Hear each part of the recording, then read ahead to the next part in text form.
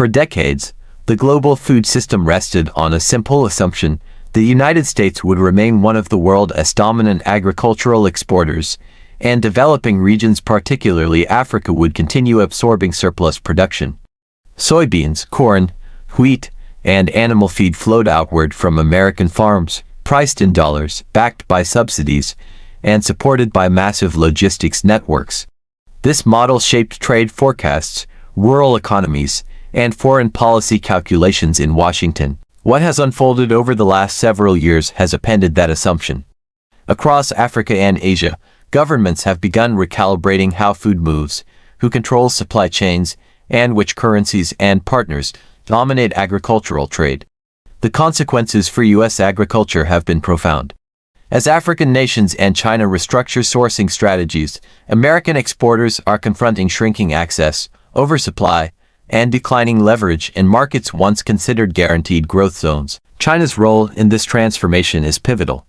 As the world's largest soybean importer, Beijing has long been a central pillar of U.S. farm exports. Trade tensions, tariff disputes, and supply chain vulnerability exposed during global shocks pushed Chinese policymakers to accelerate diversification.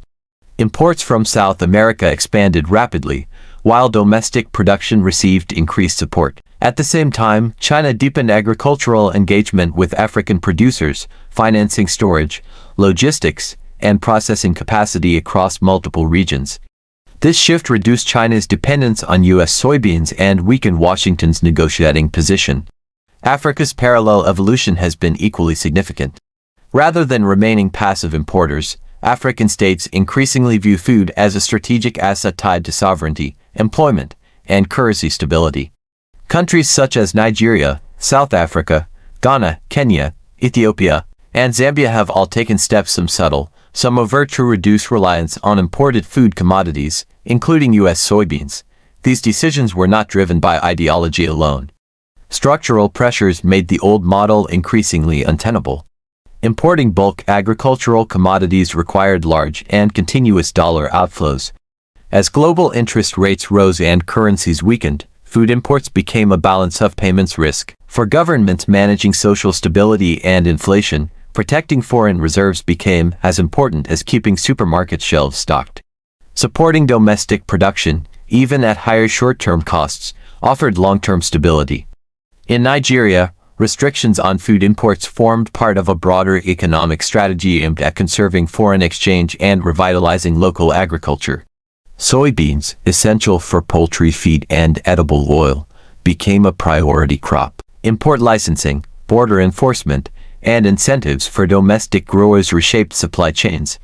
While imports were not eliminated overnight, growth projections for U.S. soybean exports into Nigeria collapsed. For American agribusiness, this represented the loss of one of Africa's largest potential markets. South Africa followed a different path. With the more developed commercial farming sector, Pretoria focused on protecting value chains rather than blocking trade outright. Regulatory standards, procurement policies, and tariff structures were adjusted to favor local and regional suppliers. The objective was to maintain crushing capacity, preserve jobs, and anchor soybean processing within southern Africa. These measures reduced the competitiveness of imported soy, including shipments from the United States, without provoking trade disputes. Across East Africa, food security concerns intensified after repeated global disruptions. Governments in Kenya, Uganda, and Tanzania expanded programs to support oilseed farmers, encouraged regional trade, and reduced exposure to long-distance imports vulnerable to shipping shocks. Ethiopia, grappling with foreign exchange shortages and food price volatility, treated agricultural self-sufficiency as a national security issue. Each policy shift narrowed the space for U.S. agricultural exports. The African Continental Free Trade Area further accelerated these trends. By lowering barriers among African economies, it made regional sourcing more attractive than overseas imports. Soybeans grown in Zambia or Uganda could supply processors in neighboring states, reducing transport costs and currency risk. In this environment, U.S. exporters faced a structural disadvantage that subsidies alone could not overcome. China's engagement with African agriculture reinforced this transformation. Beijing's strategy emphasized long-term supply security rather than spot market dominance. Investments flowed into storage facilities, transport corridors, and agro-processing zones. Chinese firms partnered with African producers to move up the value chain, turning soybeans into feed, oil, and finished products within Africa. This approach aligned with African development goals and contrasted with extractive trade models centered on raw commodity exports. For U.S. agriculture, the cumulative effect of these shifts has been destabilizing. Forecasts that once projected Africa as a major growth engine for soybean exports were revised downward. Surpluses accumulated, pressuring prices and farm incomes. Federal support programs softened the blow domestically but could not restore lost markets. The challenge became structural rather than cyclical. Politically, the loss of agricultural leverage had broader implications. Food exports have long served as a tool of soft power, reinforcing diplomatic relationships and economic influence. As Africa and China reduced dependence on U.S. supply, Washington's ability to shape outcomes through trade diminished. Appeals to free market principles carried limited weight in capitals prioritizing farmer livelihoods and currency stability. Critics argued that restricting imports risked higher food prices and inefficiency. Supporters countered that long-term resilience outweighed short-term costs. In many African countries, domestic soybean production expanded, processing capacity grew, and rural incomes improved. These outcomes reinforce political support for continued import management. The notion that Africa and China blocked U.S. agriculture does not imply a single coordinated embargo.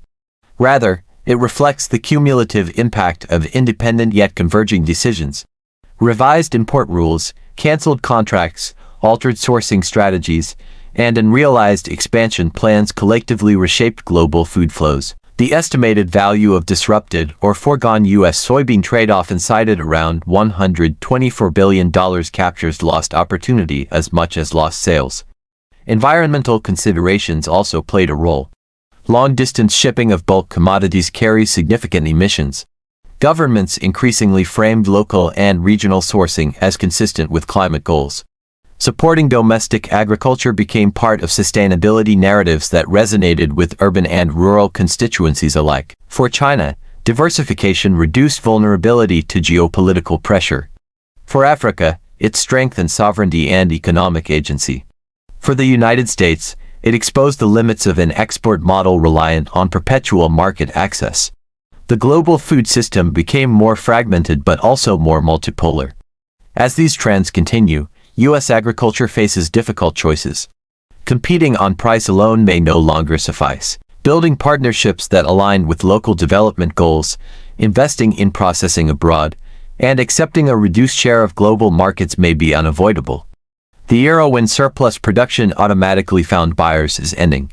What is unfolding is not a temporary disruption but a structural realignment. Africa and China are asserting control over food supply chains, currencies, and trade relationships. In doing so, they are reshaping global agriculture. The repercussions for American farmers and policymakers will be felt for years to come. You've been watching Echoes of Africa, where every story carries the sound of tomorrow. If this moved you, subscribe now, like, and share so Africa's voice never fades into silence.